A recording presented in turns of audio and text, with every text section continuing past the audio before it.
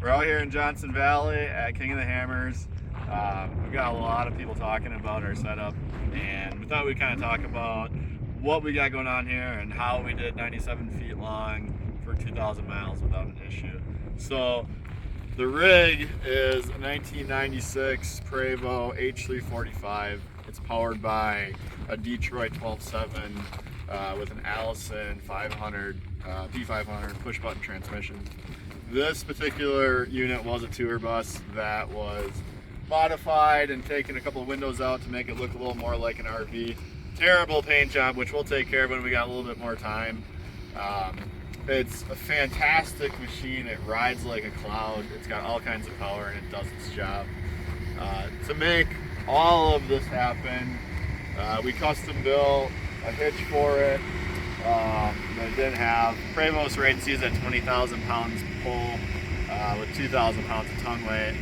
So we've got nowhere near that in tow. But it's got a forged hitch with a custom T-bar that we built at our shop. Coupler's got 20,000 pound rating.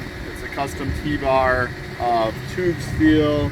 We've got half-inch cable breakaway chains, if you will. The unit itself has a brake controller on it that's wired into the brake system of the bus, which controls the trailer. That goes through a custom-made wiring harness that we made, and it's routed under the F-150, zip-tied up to the frame and out of the way, and it goes to the trailer. The truck has its own braking system, which we'll get over there in a second. At the back of the F-150, we made a double female 7-way that our harness plugs into our trailer, and we got lights that we tapped into on the Ford. For some reason, we couldn't get the factory lights working. They were back feeding and it just wasn't working right, so we just added some extra lights, to get out here for safety's sake. Our trailer, which is brand new for this trip, is 22-foot deck over trailer with a hydraulic system, and it's got two 7K Dexter axles with 17.5 wheels and tires. It's got an onboard winch system that can help the Jeep up if it gets broken or slippery or whatever the case may be. It's got a knife cut edge, so it just goes straight to the ground, and super easy to load things and super useful even beyond just our racing application. We had custom double pull straps made for our Jeep. I have these made specifically for our builds and our racing stuff. It's got two ratchets. These tires don't go anywhere. It's immobilized. I've used these on our camper hauling, and I've always liked these better because it immobilizes the tire and wheel. It can't go backwards, it can't go forwards. It's done moving. So these are kind of my own design that I have custom made. We've got our spare tire, in case things get hairy. You got to have that stuff.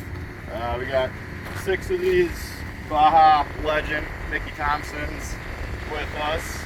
Then we get to the Ford. Braking is done via the RVI.